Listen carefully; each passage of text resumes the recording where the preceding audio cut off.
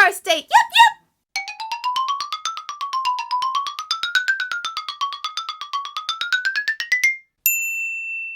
I just thought of that line randomly, and I remembered, yeah, that's from that show. I'll say it. We're gonna kick off the reviews of animated television shows with Avatar: The Last Airbender. Why Avatar: The Last Airbender? Because Avatar: The Last Airbender got me into animation in the first place. I, of course, watched animated movies, but Avatar really made me appreciate the animation and what takes so much creativity into animating these characters and creating this world. So that's why I'm doing it first. Anyway, if you do not know the premise of Avatar: The Last Airbender, I shall elaborate for you. Avatar: The Last Airbender takes place in a fictional world, heavily influenced by Asian culture, I'd say, where there are 4 nations: the Fire Nation, the Earth Kingdom, the Water Tribe, and the Air Nomads. And from these different nations, there are people who have the power to control said elements, and there is one person that can control all 4 elements, which is called the Avatar. And the Avatar's job is to bring balance between the living and the spirit world. In this particular storyline, the Fire Nation decides to go all Nazi Germany and try to take over the other 3 nations. And when the world needed the Avatar the most, he vanished for 100 years. And so this is when we are introduced to our main characters, Katara and Sokka, which are both siblings. And they find the next Avatar, Aang, who happens to also be the last Airbender. And since he only knows airbending, he's going to need some help to learn the other 3 elements. And so Katara and Sokka go on this journey with Aang to learn these other elements and to gain the full power of the Avatar, so he may defeat the Fire Lord. And while doing so, Aang and his friends are being chased by the Fire Lord's son, Prince Zuko, who hopes to capture the Avatar and bring it back to the Fire Nation in order to regain his honor. I just felt like that needed to be dramatic, so that's gonna be dramatic. So, first off, I was introduced to Avatar through the M. Night Shyamalan movie. I had always heard of this show when it first came on. I always overlooked it because I just thought, okay, it's another Nickelodeon show like Fairly Odd Parents or, I don't know, something else like that I just wouldn't be interested in. So I just, didn't pay any mind to it. When a movie came out and I saw it, I thought, this is crap. However, if they made a movie out of this, there's probably a good chance that there is enough interesting source material to make a movie from. So I decided to take a look at the show, and it was the best decision of my life. As I said before, Avatar really changed the way I viewed animation, really made me appreciate the actual, the hard work that goes into making an animated show or movie, and especially 2D animation, because that's just such a lost thing nowadays where everything is computer generated.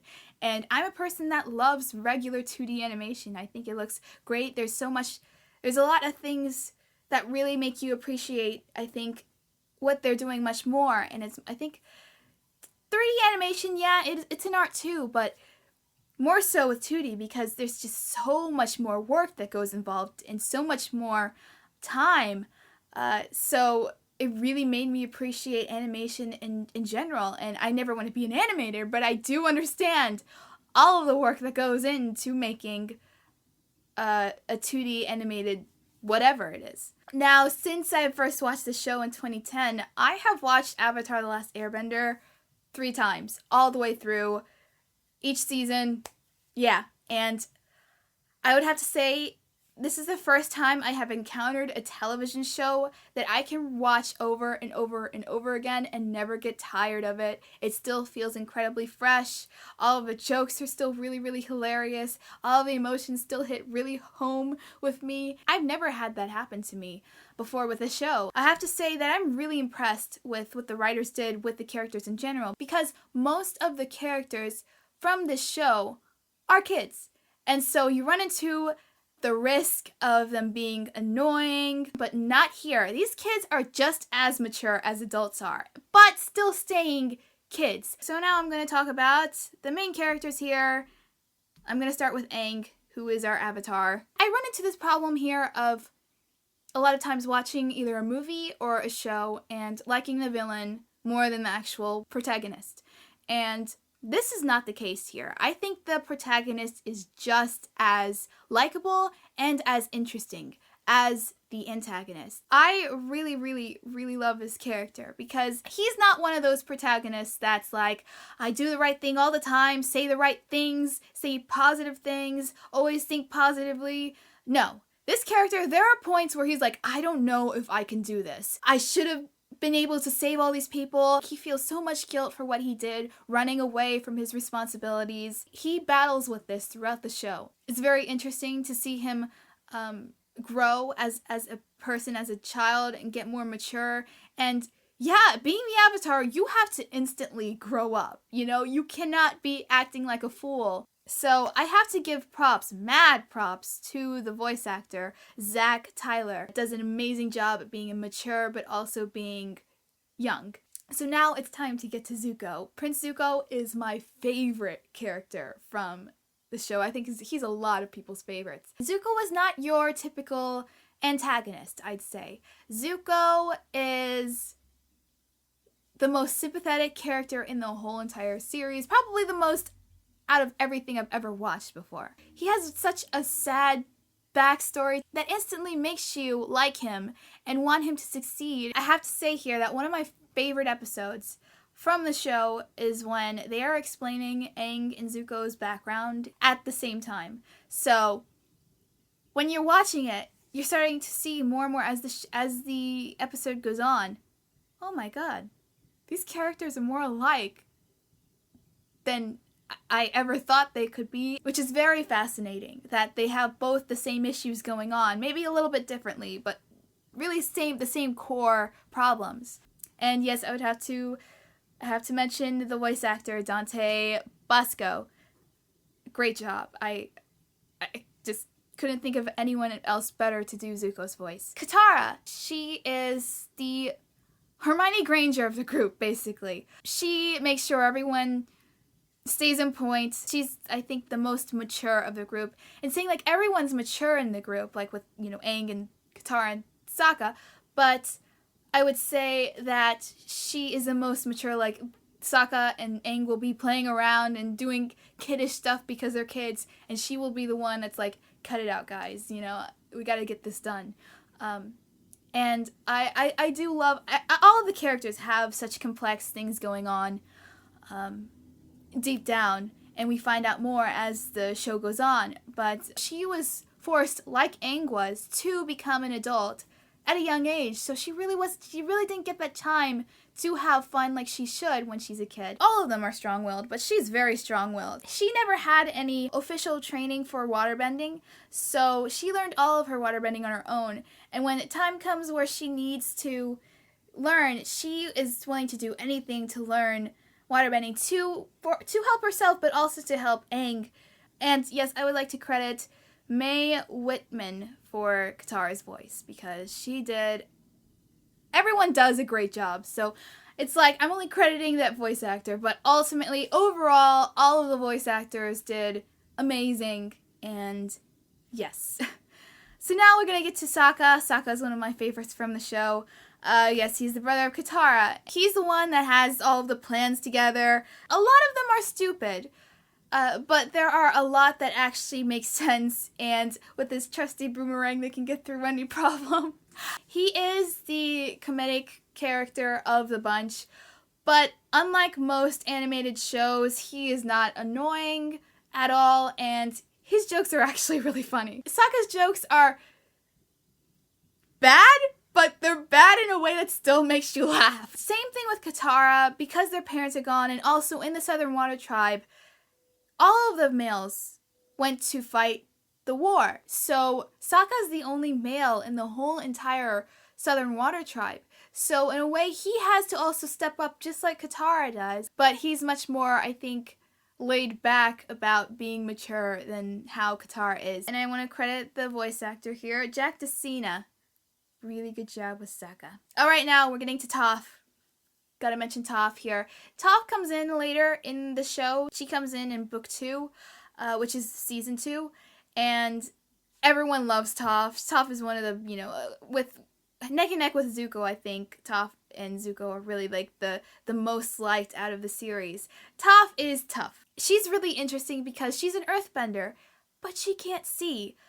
And so, in a really clever way, she uses the Earth's vibrations to see. She was grown up as an only child in this very rich family. It's so funny how, like, that dilemma is going on. Like, the parents think that she's just so helpless, and no, she's completely capable of taking care of herself. That's also a negative part about her, because at first, she just takes care of herself. Like, she carries all of her weight on her back, and she's not going to help anyone out. And the most important thing with being in a group is that you have to be a team player. So not everyone got along in, the first couple of days they were together. And I want to credit the voice actor there, Jesse Flower.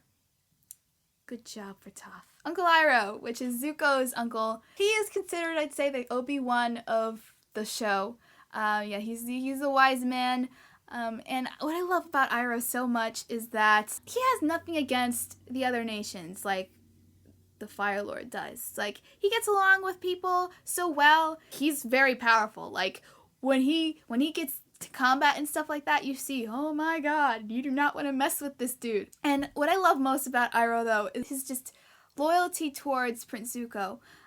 He considers Zuko like a son to him, and there are a lot of points in the show where when he needs his own space and stuff and he doesn't want Iroh around, Iroh is still there to support him, even when making bad decisions, tough decisions, or, not wise decisions. He's still there for him, and he really is the only family Zuko has, and it's really sad, but he has Iroh, and Iroh will always be there for Zuko. He's actually voiced by two people, Mako, I don't know how to say that, and Greg Baldwin, so I wanted to credit both of them. Yeah, that's it that I really wanted to mention. However, I just gotta say one thing here.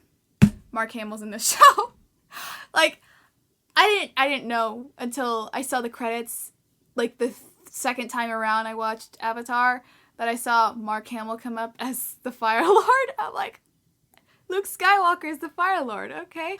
Okay, so overall, all the positives I have about this is that every character is fleshed out and so well written, so much complexity, so much depth, so much layers to all of the characters. As I said before, all of the voice actors do a spectacular job. It really opens up so many possibilities for you to do so many different storylines with different characters, in which they are doing with the Legend of Korra. So much creativity goes with creating the creatures, both in the living and the spirit worlds, especially the spirit worlds. I think the most interesting that stands out to me is the spirit that takes people's faces, which is freaking scary for a kids show, first off.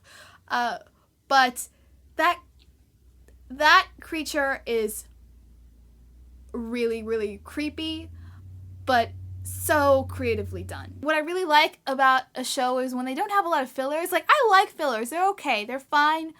Sometimes you need fillers to kind of take a break from the main story, to kind of give the viewer a rest for a minute. But yeah, most of the fillers that they do have, though, are really good too. I would say there are maybe only like 1 or 2 episodes that are weak from through the whole entire series. So that's not much. There's 61 episodes, only 2 of them were weak. So I think actually it's just 1 episode that you can just skip over. And I love the fact that I'm going to tell you the episode, The Great Divide, I think it is. And what's so funny is that the creators themselves knew this episode was the weakest, and they made fun of it in the 3rd book, or the 3rd season. That made me laugh, that they even said, yeah, we know. All of the characters that are created in this universe are memorable. You really remember them, even the most insignificant characters. Like, there is this guy throughout the whole entire show, just has this cabbage thing set up, where he sells cabbages. Most of the time, it's like there's this fight scene going on where Aang is going after someone, or the antagonist is going after Aang or whatever. And so it ends up getting that carriage destroyed, and this guy just yells out, "My cabbages!" Makes me laugh every single time. And he shows up throughout the show in different locations. So he's like, oh, well, this place didn't work out, so I'm gonna go here. The same thing happens there, so he goes here and there, and it's sort of like a little mini storyline in between of this guy, this cabbage guy, going to all of these different places as the main characters, and always having his carriage destroyed because of them. It's hilarious. What I really like about the show as well is that they do not show the Fire Lord's face until book 3, like maybe just a little bit into book 3.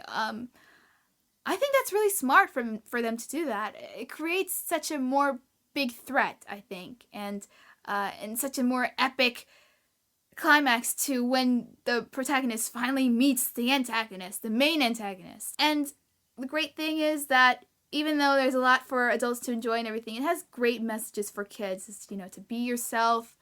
That even though there are a lot of people expect you to do this, do what feels right to you, there are not very much negatives about this show. This show truly is a unique show that really is almost perfect. The only thing bad I could say about it really is that there are some episodes where it comes into issue of like, oh, it's a boy, girl's doing a boy's job, and boys only should do this and not girls, blah blah blah blah blah. Anything you can do, I can do better, blah blah blah blah blah. It doesn't bother me, but it's not anything new. We've seen it before. Also, the first couple of episodes are a little rocky, but that is expected for any new show. The writers have to kind of get a hold of how they're going to create the story, and that's forgivable. And that's all the negatives I have to say. This show really truly is something special. The animation, I forgot to mention the animation. The animation is incredible. Like the movement, the creativeness of fight scenes, very clever the way they use bending. Not like M. Night Shyamalan, I'm just saying. But anyway, love the show so much. Will watch it again for the 4th time. Highly, highly recommend it to anyone that wants to get into anime but doesn't know where to start. This is a really good way to ease on in. It's not actually made in Japan, it's made in America, but it very much looks and is very much taken from Japanese animation, so you can consider it almost like a bridge between the two. And I would give this show 5 out of 5 stars. This is no-brainer a 5 out of 5 star show. I cannot boast more about Avatar: The Last Airbender. I think it is such an amazing show on its own, just by itself. Not just animation or kids show, just as a show on its own. Yes, that's my review. Next review I'm gonna do, I don't know yet. But if you have any recommendations for any animated shows for me to watch, please leave them in the comments below. Anyway, yeah, I hope you enjoyed my review, and I hope that you like more of these to come. I am getting my computer fixed very soon, so soon I will be able to resume Star Wars The Force Unleashed, get into The Force Unleashed 2, and then wherever else game I get from then on. So, thank you so much for watching. Please subscribe, remember to always keep it real, and I will see you for the next review. Goodbye!